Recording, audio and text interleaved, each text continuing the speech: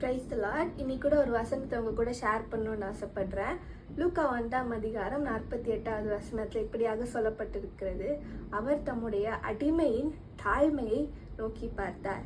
S, தேவன் நம்முடைய தாழ்வில் நம்மை நினைப்பவர் மட்டுமல்ல, அதே தாழ்வான நிலையில் நம்மை நோக்கி பார்ப்பவரும் கூட. அவர் நம்மை நோக்கி பார்க்கும்போது நமக்கு என்ன நடக்கிறது? இதைத்தான் எசேக்கியேல் 16 தேவன் இஸ்ரவேலை குறித்து சொல்ற ஒரு உவமையில குறிப்பிட்டிருக்கிறார். அந்த உவமையில குறிப்பிடப்பட்டிருக்கிற ஒரு ஸ்திரீ தன்னுடைய பிறப்பிலேயே எல்லாராலும் அருவருக்கப்பட்டு தூக்கி எறியப்பட்டு யார் கண்ணிலும் இரக்கம் பெறாமல் பரிதபிக்கப்படாமல் இருந்த ஒரு நிலையில் இருக்கிறாங்க. அந்த நிலையில் இருக்கிற அந்த பிள்ளைய தேவன் கடந்து போகும்போது எல்லாராலும் மிதிக்கப்படுவதற்கு ஏதுவாக கிடக்கிறது. ஆனா தேவனோ அதை கண்டபோது அதை நோக்கி பிழைத்திரு அப்படின்னு சொல்றாரு.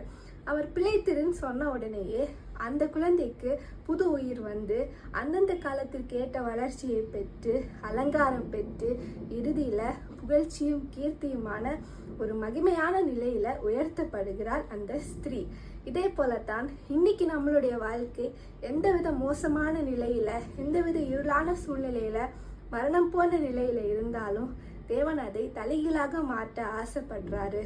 ஏன்னா அவருக்குள் ஜீவன் இருக்கிறது. அந்த ஜீவன் மனுஷருக்கு ஒளியா இருக்கிறது. யோவான் 1:4 என்னன்னா, நீங்க யோசிச்சு பார்த்தீங்கன்னா தெரியும், ஆதியில தேவன் வானத்தின் பூமி சிருஷ்டித்த போது முதலாவது அவர் வெளிச்சம் உண்டாக கடவுது அப்படின்னு சொல்றாரு. அந்த ஒளி வெளிச்சம் உண்டானதுக்கு அப்புறம் தான் 1 by 1 உலகத்துல சிருஷ்டிக்கப்படுறது. அதாவது மரங்கள், செடி கொடிகள், மிருகங்கள், மனிதர்கள், மீன்கள், ஜீவஜந்துக்கள், இப்படி பல உயிரினங்கள் சிருஷ்டிக்கப்பட்டு உலகத்திற்கு ஒரு ஜீவன் கிடைக்கிறது. அது வரைக்கும் அது இருளா இருந்துச்சு. ஆனா இந்த வெளிச்சம் உண்டானதுக்கு அப்புறமாக அந்த வேர்ல்டே ஒரு கலர்ஃபுல்லா மாறுது. It was teaming with life. அதே மாதிரி தான் இன்னைக்கும் உங்களுடைய வாழ்க்கைய தேவன் ஒரு ஜீவனுள்ள பிழைத்திருக்கிற ஒரு வாழ்க்கையாக மாற்ற விரும்புகிறார். ஏதோ வாழ்றோம், ஏதோ காலத்தை கடத்துறோம் அப்படிங்கிற நிலையில இல்லாம ஒரு உற்சாகம் உள்ள நோக்க நிறைந்த ஒரு வாழ்க்கையை தேவன் உங்களுக்கு கொடுக்க ஆசைப்படுறாரு. அதை கொடுக்கதான் உங்களுடைய தாழ்மையில அவர் உங்களை நோக்கி பார்க்கிறார். நீங்க செய்ய வேண்டியது ஒண்ணு, அவரை விசுவாசிங்க. இப்படிங்கிற நேரத்துல உங்க வாழ்க்கை தலைகீழாக மாறும். ஒரு சின்ன ஜெபம் பண்ணலாம். அன்புள்ள பிதாவே, இந்த நேரத்திலும் இதை கேட்டுக்கொண்டிருக்கிற உங்கள் பிள்ளைகளுக்காக வருகிறோம் அப்பா.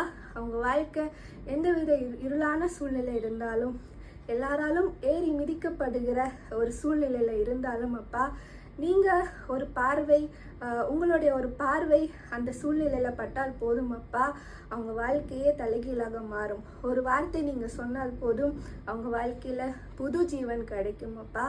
அப்பா, இந்த வேளையில் கூட இந்த பிள்ளைகள் உங்களை விசுவாசித்து உங்களை நோக்கி கெஞ்சும் போது இந்த அற்புதத்தை அவங்க வாழ்க்கையிலையும் நீங்கள் செய்ய போகிறதுக்காக நன்றி அப்பா. அவங்களையும் நீங்கள் சாட்சியாக நிறுத்த போகிறதுக்காக நன்றி அப்பா.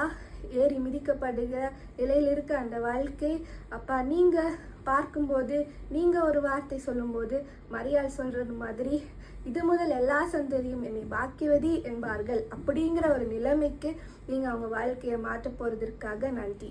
நீங்க ஜெபத்தை கேட்டதற்காக நன்றி. இயேசுவின் நாமத்தில் ஜெபிக்கிறோம் நல்ல பிதாவே. ஆமென்.